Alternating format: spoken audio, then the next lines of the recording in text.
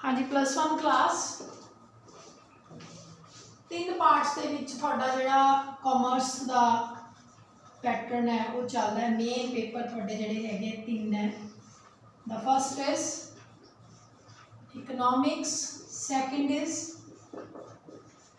Business study, third is accountancy. ठीक है, ये पेपर मैं शुरू करवाने लगी है।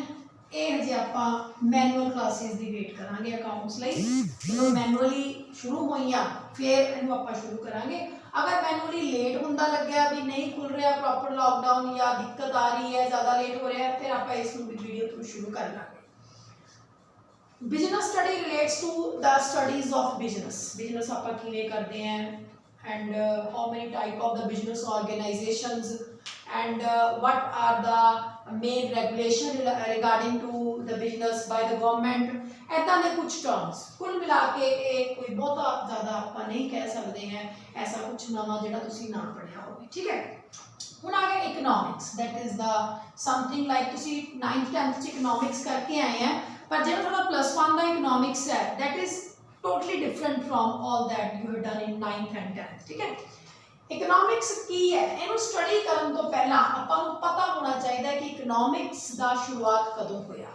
कौटिल्या ने एक बुक लिखी जिन्हों कौटिल्याज अर्थशास्त्र कहा जाता है। उसने अपनी बुक दे विच ये दस्सिया सी कि राजे नूं किस तरह खर्चे करने चाहिए, how the king have to expend his money. आपां जिहड़ी कौटिल्या दी मैं गल कर रही हैं इहदी बुक नूं की कहा गया सी, कौटिल्याज अर्थशास्त्र। ठीक है, कौटिल्याज अर्थशास्त्र इसमें कहा गया। इसने अपनी बुक दे विच कहा सी कि how the king have to spend the money to get maximum benefit from that money. उस तो बाद किसी ने इकनॉमिक्स नूं नहीं दोबारा लिया या कोई उसकी डेरिवेशन नहीं हुई। हौली हौली हौली हौली हौली समा चलता गया तो साडा मेन जिथों साडी इकनॉमिक्स शुरू हो रही है वो साडा मेन अर्थशास्त्री मेन इकोनॉमिस्ट केड़ा आया बेटा, एडम स्मिथ। कौन आया? Adam Smith. ठीक है, एडम स्मिथ दी बुक का नाम जिहदे बेस ते एडम स्मिथ नूं पॉपुलैरिटी मिली, जिहदे बेस ते एडम स्मिथ ने बहुत सारे इनाम लए, वो सी वेल्थ ऑफ नेशन। की नाम सी बुक का? Wealth of nation. आप कर की रहे हैं, आप इकनॉमिक्स का बेसिक्स कर रहे हैं। थोड़ा जिहा मैं तुहानूं दसना चाहनी है, इस तो बाद तुहानूं इकनॉमिक्स जिहड़ी हैगी वो पता लगूगी की चीज़ है। Adam Smith wealth of nation दे विच कहंदा है भी economics is study of wealth only. Economics की स्टडी है वेल्थ दी। वेल्थ की है? पैसा। तो एडम स्मिथ ने अपनी बुक वेल्थ ऑफ नेशन दे विच इहनूं किहदे नाल जोड़ता? वेल्थ दे नाल। इकनॉमिक्स नूं वेल्थ नाल जोड़िया। फिर एडम स्मिथ तो बाद आ गया बच्चे, this was number 1। The second is Marshall. Marshall एक बहुत पॉपुलर इकोनॉमिस्ट होया। इहदी बुक सीगी प्रिंसिपल ऑफ इकनॉमिक्स। ठीक है, इहदी बुक का नाम की है? Principle of economics. ते इसने इकनॉमिक्स नूं किहदे नाल जोड़िया? Economics is study of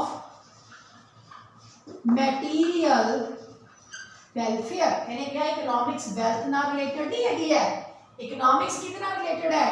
material welfare दे नाल। मैटीरियल वेलफेयर क्या हुंदा है? वो सारिया चीज़ों तो मिलने वाला वेलफेयर जी आप पैसे दे के खरीदियां है। जिवें आप सूरज की रोशनी है ये कोई पैसा पे नहीं किया, आप हवा लिए कोई पैसा पे नहीं करते, पर जो आप अपने घर AC दे विच बैठे हैं तो उसकी पेमेंट आपको करनी पैंदी है।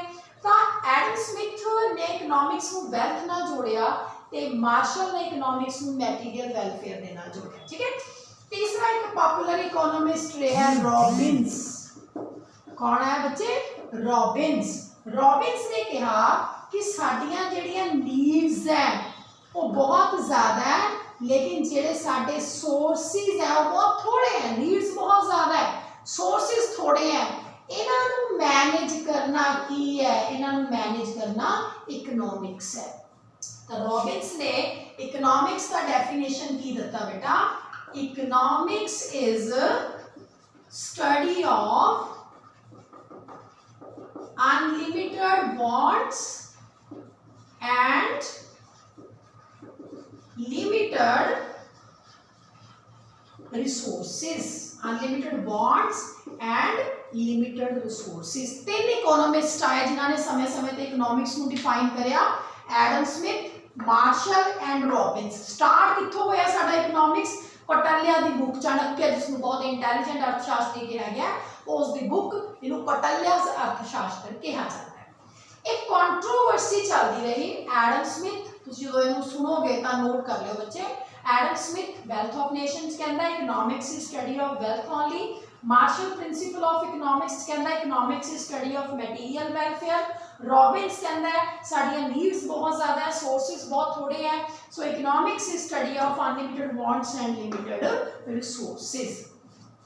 इन्हां दे विच कंट्रोवर्सी एज इट इज चलती रही तां एग्जैक्टली जिहड़ा इकोनॉमिक्स दा डेफिनेशन साडे सामने आया for the time, for the study of time, अलग अलग समय सिर जो स्टडीज़ होईयां ਉਹਦੇ ਨਾਲ इकोनॉमिक्स जो साडे सामने आई वो आपां किवें डिफाइन कर सकते हैं बेटा? Economics is study of income, ठीक है, employment and equilibrium. Income, economics income की स्टडी करती है, इकोनॉमिक्स एम्प्लॉयमेंट की स्टडी करती है, एम्प्लॉयमेंट जॉब्स, इनकम साडी कमाई, इक्विलिब्रियम की स्टडी करती है। Know what is equilibrium? It should be important to note here. जिवें बच्चे आप एक बॉल है उन्हें जमीन ते सुट्टदे हैं, बॉल थोड़ी देर लिए टपदी है, एक टाइम तो बाद बॉल स्टेबल हो जाती है। जो बॉल स्टेबल होगी ਇਹਦਾ मतलब बॉल की ग्रैविटी और जमीन की ग्रैविटी आपस में मैच कर गई। So this is equilibrium. जो दो फैक्टर आपस दे विच बिल्कुल इक्वल पोजीशन दे विच आ जाने उन्होंने आप इक्विलिब्रियम शब्द उत्थे यूज करते हैं। तो इकोनॉमिक्स इनकम मतलब पैसे की गल करती है, जॉब्स की गल करती है, तो हर तरह के इक्विलिब्रियम नूं स्टडी करती है। तो इकोनॉमिक्स दा डेफिनेशन जिहड़ा हैगा, इन्नियां सारियां डेफिनेशन तो बाद भी इकोनॉमिक्स नूं डिफाइन करना मुश्किल काम है। कहते जिथे 6 इकोनॉमिस्ट इकट्ठे होंगे तो 7 तरह के व्यूज पैदा हो जाते हैं। लेकिन जो तुहानूं कोई इन ब्रीफ पूछे तो you can give the example of Adam Smith, Marshall, Robbins and the latest definition जी मैं बोर्ड पर लिखी है। हुण इकोनॉमिक्स किन्ने पार्ट्स के विच डिवाइड की गई है बेटा? 1933 दे विच रैगनर फ्रैश इकोनॉमिस्ट आया। इन्हें इकोनॉमिक्स के 2 पार्ट बनाते। एक हुंदा बच्चे माइक्रो इकोनॉमिक्स, एक हुंदी है मैक्रो इकोनॉमिक्स, ठीक है। माइक्रो का मतलब है माइक्रोस्कोप, जिवें तुसीं कोई बहुत बरीक चीज़ देखनी है ना वो लिए आप माइक्रोस्कोप लैंदे हैं। इस तरह माइक्रो इकोनॉमिक्स बहुत छोटे छोटे कंसैप्ट्स नूं पढ़ूगी, जिवें एक कंज्यूमर, एक प्रोड्यूसर। कंज्यूमर कौन है? खाण वाला। प्रोड्यूसर कौन है? चीज़ बनाने वाला। एक सैलर बेचने वाला, बायर खरीदने वाला, है ना। तो सिंगल पर्सन स्टडी करती है micro economics. Macro economics study करती है aggregates, total aggregate demand, aggregate supply, aggregate sale, aggregate production, है ना, इसनूं स्टडी करती है। तो इकोनॉमिक्स नूं 1933 तो पहला कोई डिवीजन नहीं सीगा। 1933 तो बाद इकोनॉमिक्स नूं micro and macro they which divide किया गया, ठीक है। और जो थोड़ी +1 की इकोनॉमिक्स है वो एक तो है माइक्रो इकोनॉमिक्स, एक हैगी तुहाडा स्टैटिस्टिकल, जिस आपां बहुत सारिया स्टैटिस्टिकल इंक्वायरीज नूं स्टडी करना है। हुण जो तुहानूं मैं चैप्टर स्टार्ट करवाना है, that is your 3rd chapter of the statistical portion, that is the collection of data, census and sample method, ठीक है जी। वो आप नैक्सट वीडियो के मैं तुहानूं सेंड करूँगी। फिलहाल तुसीं इसनूं अपनी कॉपी के नोट कर लियो। बिजनेस स्टडी तुहानूं मैं दसता, अकाउंट्स बारे तुहानूं मैं क्लीयर करता, इकोनॉमिक्स मैं तुहानूं चैप्टर स्टार्ट करवाना है। लेकिन उस तो पहला I want to tell you some important things regarding the economics that I have already tell you in this lecture. So in the next video we should start our chapter number 3rd from the book of statistical inquiry, that is collection of data, census and sample method. Okay, thank you.